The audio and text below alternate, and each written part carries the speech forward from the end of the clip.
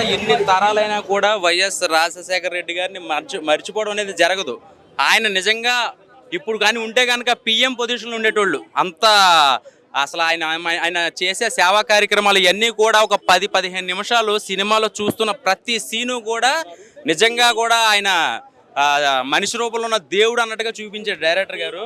So తర్వాత జరిగిన పరిణామాలు, తర్వాత పిల్లిని అడవిలో వదిలేస్తే పిల్లి అవుతుంది, కానీ సింహాన్ని బోన్లో పెట్టినా సింహం అవుతుందని చెప్పి కొన్ని డైలాగ్స్ అయితే మాత్రం నిజంగా కూడా సీన్లు ప్రతి డైలాగు కూడా అసలు మామూలుగా లేవు. సో ఇది పాలిటిక్స్ సినిమా కన్నా నిజ జీవితంలో జరిగిన యథార్థ ఘటన చూపించాడు సినిమాలో, అంతేకాని కల్పిత పాత్రలు ఏం చూపించలేదు. సో ఆయన అవినీతి చేశారని చెప్పి జైలుకి వెళ్ళి ఎలా అయినా ఎలాంటి సిచ్యువేషన్స్ ఎదుర్కొన్నారు, అది లోపల జైలుకి వెళ్ళడానికి ఎలాంటి బయట నుంచి ఎలాంటి పరిణామాలు జరిగినాయి, ఎలాంటి రాజకీయ కుట్రలు జరిగినాయి అనేది కళ్ళ కట్టినట్టు చూపించారు. ఇందులో కొడాలి నాని గారి క్యారెక్టర్ తప్పించి మిగతా క్యారెక్టర్స్ అంటే కొంచెం భారతి గారి క్యారెక్టర్ కొంచెం మనకు అర్థమవుతుంది, కానీ మిగతా నందిగామ సురేష్ గారి క్యారెక్టర్ అయితే మాత్రం గూస్ బంప్స్. నిజంగా ఆయనకి చేసిన హెల్ప్ అయితే మాత్రం నిజంగా కాళ్ళు పట్టేసుకోవాలన్నమాట, అంతా హెల్ప్ చేశాడు ఆయన. సో ఆయనకి సురేష్ గారు చేసిన అంటే పోలీసులతో లాఠీ చార్జ్ చేసుకుని దెబ్బలు తిని అక్రమ కేసులు ఇవన్నీ కూడా చూస్తున్నప్పుడు అనిపించింది అంటే తెలియని వాళ్ళకి ఇంత జరిగిందా అంటే బ్యాడ్గానే అంటే జగన్ గారి గురించి బ్యాడ్గా అనుకుని ఏం చేశాడ్రా ఆ రోజున ఏదో తప్పు చేసాడే ఉంటాడ్రా అనే కొంతమందికి సినిమా చూస్తే కళ్ళ కట్టినట్టు ఒక సినిమా రూపంలో మనకి ఏం జరిగిందని చూపించారు.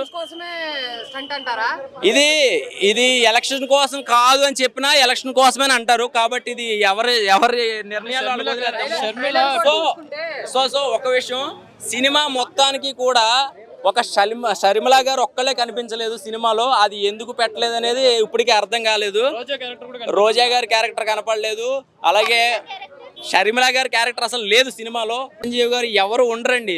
ఒక రాజశేఖర రెడ్డి గారి గొప్పతనము, రాజశేఖర రెడ్డి గారి గురించి ఆయన ప్రజలకు ఏం చేశారు, ఎలాంటి సేవా కార్యక్రమాలు చేశాక ఆయన తర్వాత జగన్మోహన్ రెడ్డి గారు వచ్చి ఆయన లాస్ట్ నేను మీ జగన్మోహన్ రెడ్డి అని సీఎం ప్రమాణ స్వీకారం దాకా కూడా ప్రతి సీన్లు కూడా హైలైట్. సో సినిమా చూసినప్పుడల్లా కూడా కొన్ని సీన్లు మరి తీయాల్సి వచ్చిందో లేకపోతే సెన్సార్కి సంబంధించి ఏదైనా ప్రాబ్లం వచ్చిందో తెలియదు, కానీ సినిమా మొత్తం కూడా నాకు అనిపించింది ఏంటంటే రాబోయే రోజుల్లో ఎవరికి ఓటేయాలి అంటే ఇక్కడ రాజకీయ నాయకులను కొనడం గొప్ప కాదు, ప్రజల గుండెలను గెలుచుకోవాలని అప్పుడు రాజశేఖర రెడ్డి గారు చెప్పిన మాటలు విని జగన్మోహన్ రెడ్డి గారు జైలు నుంచి బయటకు వచ్చాక ఎలాంటి పరిణామాలు ఎదుర్కొన్నారనేది క్లియర్ కట్గా చూపించారు. ఒకటే మొక్కలో చెప్పాలంటే యాత్ర 2 చాలా బాగా నచ్చింది జనాలందరిగా, నేను మనస్ఫూర్తిగా చెప్తున్నాను.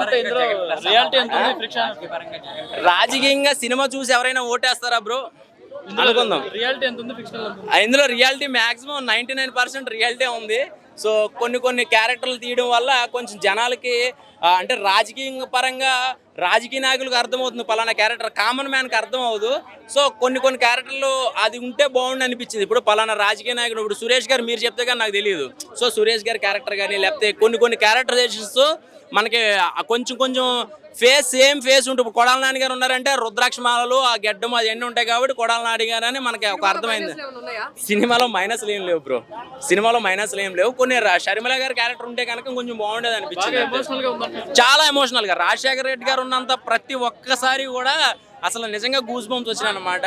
అది ఇలా అంటారు కదా, ఇలా ఎందుకు అంటారు అని అనిపించింది, కానీ ఇప్పుడు నాకు అర్థమైంది సినిమా చూస్తే ఎందుకు అంటున్నారు. ఫైనల్ గా ఏమంటారు, ఒక మాటలో చెప్పాలంటే ఏం చెప్తారు? ఫైనల్ గా ఏమనాలంటే వచ్చే రోజుల్లో ఈ సినిమా చూసి ఓటేయండి అని ఎవరో చెప్పరు.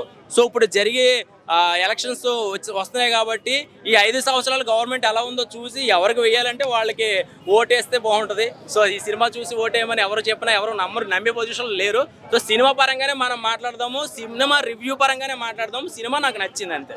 Okay, thank you.